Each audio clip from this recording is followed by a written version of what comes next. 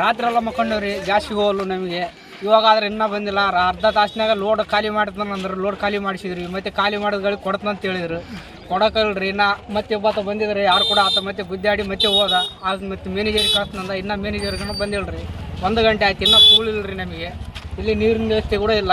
ಬಿಸಿಲಾಗ ನೋಡ್ರೆ ಪೂರ ಇದಾಗಿ ಕಚ್ಚಿಬಿಟ್ಟಿರಿ ಮನುಷ್ಯರು ಪೂರ. ಮತ್ತೆ ಹೆಣ್ಮಕ್ಳು ಬಂದಾರ್ರಿ, ಪೂರ ಹಿಂಗೆ ಕುಂತಾರ್ರಿ. ರಾತ್ರಿಯಿಂದ ಹಂಗೆ ಕುಂತಾರ. ಮತ್ತೆ ನಿದ್ದೆ ಗಟ್ಟವ್ರು. ಇನ್ನೂ ಮನೆಗೇನೋ ಹೋಗಿಲ್ರಿ ಯಾರು. ನಿನ್ನೆ ರಾತ್ರಿ 8 ಗಂಟೆಲಿಂದ ಕುಂತೀವಿ. ಊಟ ಎಲ್ಲ ಉಪಚಾರಲ್ಲ. ಹೆಂಡ್ರ ಗಂಡ್ರ ಮಕ್ಕಳ ಬಿಟ್ಟು ಕೇಸಿ ಗ್ಯಾಸ್ ಕಾಯ್ಕೊಂತ ಕುಂತೀವಿ. 2 ತಿಂಗಳು ಆಯ್ತು ನಮಗೆ ಗ್ಯಾಸನ್ನ ಕೊಟ್ಟಿಲ್ಲ. 2 ಸಲ ಬಂದು ವಾಪಸ್ ಹೋಗಿ ನಾವು ಇನ್ನೊಂದು ಗ್ಯಾಸ್ ಮಾಡ್ತೀರಿ ನೀವು. ಇನ್ನೊಂದು ಗ್ಯಾಸ್ ಇಲ್ಲ ಬಂದು ಮಾಡ್ಬೇಕಿದ್ರೆ ಆಗಲೇ.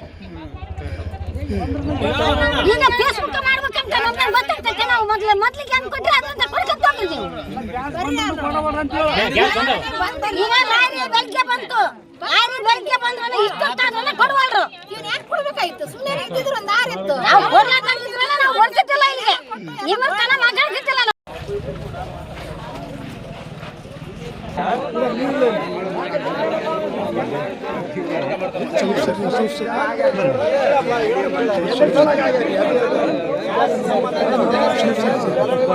ಬರ್ರಿ ಸ್ವಲ್ಪ ಮಾತಾಡ್ಸಕ್ ಕೊಡ್ರಿ.